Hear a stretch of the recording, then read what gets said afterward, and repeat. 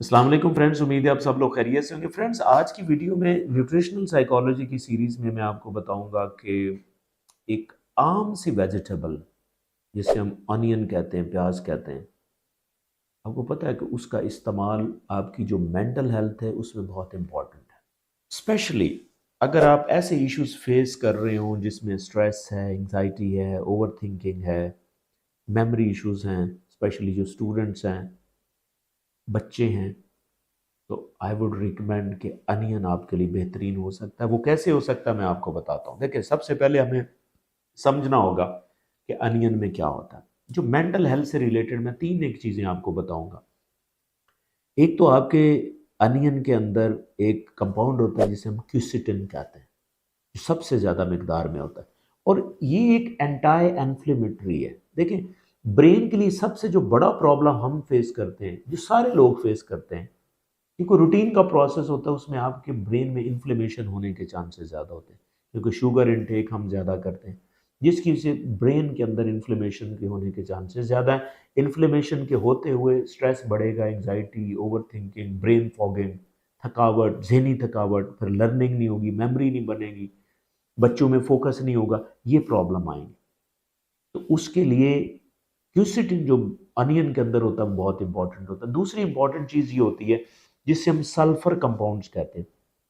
Sulphur compound का जो important काम होता है वो न्यूरोट्रांसमीटर को रेगुलेट करता है, उनकी सिंथेसिस को। हैप्पीनेस के जो न्यूरोट्रांसमीटर हैं, सेरोटोनिन है, डोपामीन है, तो उनकी रेगुलेशन में इसका इंपॉर्टेंट रोल होता है। फिर एक कंपाउंड होता है जिसे हम फोलेट, विटामिन बी 6 के अंदर भी होता है, ये मेंटल क्लैरिटी देता है। यानी कि जब आप चीज़ों को समझते हैं ना फाइन तरीके से, जो फाइननेस कॉन्सेप्ट समझ आ रहा होता है, उसको हम मेंटल क्लैरिटी कहते हैं। तो ये तीन ऐसी चीज़ें अनियन के अंदर मैंने आपको बताई। इसके अलावा और भी बहुत सी चीज़ें होती हैं, लेकिन माइंड से रिलेटेड मैं तीन अनियन के अंदर ये चीज़ें, ये बड़ी इंपॉर्टेंट है। तो ये आपके लिए देखें क्या करेंगी, न्यूरो इन्फ्लेमेशन कम होगी, स्ट्रेस कम होगी, anxiety, over thinking, mental clarity, focus बढ़ेगा, ये इंपॉर्टेंट चीज़ है। अब अगला क्वेश्चन ये है कि जैसे मेरी एक न्यूट्रिशन साइकोलॉजी का 3Ws मॉडल है, वो ये बताता है कि कोई भी चीज़ जब खा रहे हो ना, तो उसमें आपने 3Ws का ख्याल करना है कि वो चीज़ आप खा रहे हैं तो कैसे खा रहे हैं। अगला W, व्हेन, आप उसको कब खाना चाहिए। और तीसरा हु, किसको खाना चाहिए, किसको नहीं खाना चाहिए। ये तीन चीज़ें ज़रूर, हर चीज़ के हवाले से मैं इसके ऊपर फोकस करता हूँ। तो अनियन का इस्तेमाल जो है वो कैसे हमें करना चाहिए। देखें, अनियन का इस्तेमाल कोशिश करें कि रॉ अनियन ज़्यादा इफ़ेक्टिव है, यानी कि कच्चा अनियन जिसे हम कहते हैं। तो अगर आपको उसको स्मेल का इशू है तो आप उसको वॉश कर सकते हैं। वॉश करने के लिए मैं आपको एक टिप दे दूं, चिल्ड वाटर अगर आप लेना, चिल्ड यानी कि आइस उसके अंदर हो, बहुत चिल्ड वाटर हो, उसके अंदर आप अनियन को धो लें, तो बिलीव मी, आप अनियन खाएंगे तो उसकी स्मेल ख़त्म हो चुकी होगी। कभी भी नॉर्मल पानी से आप धोएंगे तो उसकी स्मेल नहीं जाएगी। ये बोनस मैं आपको टोटका दे रहा हूँ। अब एक तो आपने ऐसे अनियन रहा खाना है। दूसरा, कोशिश करें कि जब भी आप अनियन का इस्तेमाल करें, प्रोटीन वाली चीज़ों के साथ करें, यानी कि आप दाल खा रहे हैं तो आप अनियन का इस्तेमाल करें। आप चिकन खा रहे हैं, उसके साथ एज ए सैलड के तौर पे अनियन का इस्तेमाल करें, तो उसका एक कॉम्बो बहुत अच्छा है, यानी प्रोटीन का और अनियन का आपस में कॉम्बो बहुत अच्छा है। तो इसकी इस तरह आप इस्तेमाल करें तो ये ज़्यादा अच्छा। आप उसको फ्राई करेंगे अनियंस को, या उसको कुक अच्छी तरह करेंगे, उसमें चीज़ें जो है ना वो कॉम्प्रोमाइज़ हो जाती हैं, वो उतना इफेक्टिव नहीं होता जितना रॉ इफेक्टिव है। नंबर टू, कि आपको कब खाना चाहिए। कोशिश करें कि मॉर्निंग में या आफ्टरनून तक अनियन आपने खा लेने, क्योंकि जब आप मॉर्निंग में खाते हैं तो इसकी इफ़ेक्टिवनेस जो है वो ज़्यादा होती है, कि आपने फोकस वाले काम ही आपने अराउंड नून के, आपकी फोकस वैसे ही बढ़ता है। तो आप इस टाइम खाएंगे तो फोकस अगमेंट होगा, फोकस बेहतर होगा।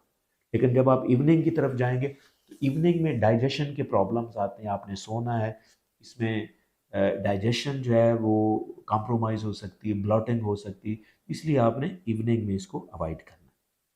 अब तीसरा डब्ल्यू आता है कि किसको ज़्यादा खाना चाहिए, किसको नहीं खाना चाहिए। देखिए, अनियन जो है वो हर, जिसको कोई इशू नहीं, वो हर इंसान खा सकता है, इसका कोई प्रॉब्लम नहीं है। यानी कि आप मेमोरी से रिलेटेड इशू है, आपको ज़्यादा खाना चाहिए। स्टूडेंट जिनका फोकस, लर्निंग, मेमोरी से रिलेटेड इशू, उनको इंतहाई ज़्यादा ज़रूरत है। जो लोग मेंटल काम ज़्यादा करते हैं, यानी कि दिमागी तौर पे ज़्यादा एंगेज होते हैं, उनको ये खाना चाहिए। खाना किसको नहीं चाहिए? अगर आप प्याज से एलर्जिक हैं, ऑब्वियसली फूड एलर्जीज होती हैं, अगर आपको एलर्जी है, आप आईबीएस आईबीएस में आपको प्रॉब्लम हो सकता है, ठीक है, ब्लॉटिंग हो सकती है, डाइजेशन का प्रॉब्लम हो सकता है, फिर आप अल्सर है उसमें हो सकता है, या आपको एसिड रिफ्लक्स का इश्यूज हैं तो आप इनमें अवॉइड कर सकते हैं। अदरवाइज ये सब के लिए किसी भी उम्र में आप खाएं, बच्चे, बूढ़े, जवान, मेल, फीमेल, किसी के लिए भी ठीक है। आई होप कि आपको ऑनियन की इम्पोर्टेंस का पता चला होगा। But still if you have any question please right me in the comment section and definitely will answer.